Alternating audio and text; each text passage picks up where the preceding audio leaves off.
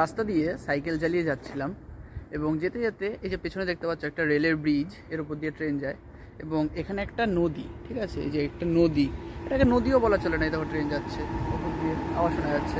যাই হোক, এখানে একটা জিনিস আমার খুবই ভালো লাগলো যে জাপানিরা ছোট ছোট জায়গাকে কতটা সুন্দর করে সাজিয়ে রাখে। আমি যদি দেখাই তাহলে আপনারা বা তোমরা সবাই দেখতে পাবে। এই যে রাস্তা, গাড়ি যাচ্ছে,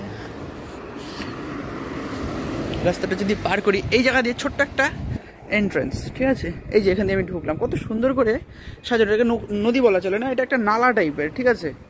তো কতটা সুন্দর এই জায়গাটাকে বানিয়ে রেখেছে দেখো। এখান দিয়ে আমি গিয়ে ঘুরে আসবো। এখান দিয়ে গেলাম, এখানে একটা ছোট্ট সাকুরা গাছ।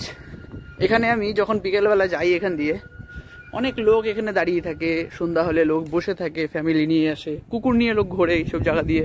দেখো এখানে কত সুন্দর একটা সাকুরা গাছ, ফুলগুলো সব জলের মধ্যে পড়ছে, পাপড়িগুলো, এই যে কত সুন্দর পাপড়িগুলো পড়ে আছে জলের মধ্যে, দেখতে পাচ্ছ, এই যে কত সুন্দর। এখান দিয়ে যদি যাই, ওই দেখো আকাশ দিয়ে কত সুন্দর প্লেন যাচ্ছে। এখান দিয়ে গেলে চলে গেছে সব সাকুরা গাছ লাগানো, এই ছোট্ট একটা ব্রিজ, এই যে এই জায়গাটা দিয়ে জিনিসটা এরকম দেখতে লাগে। ওইখানে আমার সাইকেল দাঁড় করানো আছে।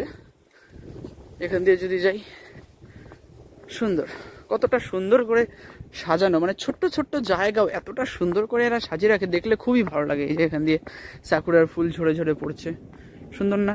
রাস্তাটা কতটা সুন্দর লাগছে। যদি আমি এখান দিয়ে যাই,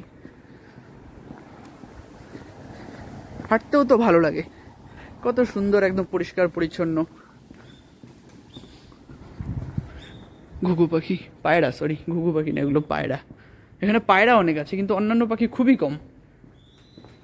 এই যে এখান দিয়ে আসলাম, শেষ, এইটুখানিই জায়গা, কিন্তু সেই জায়গাটুকু কতটা সুন্দর করে সাজানো।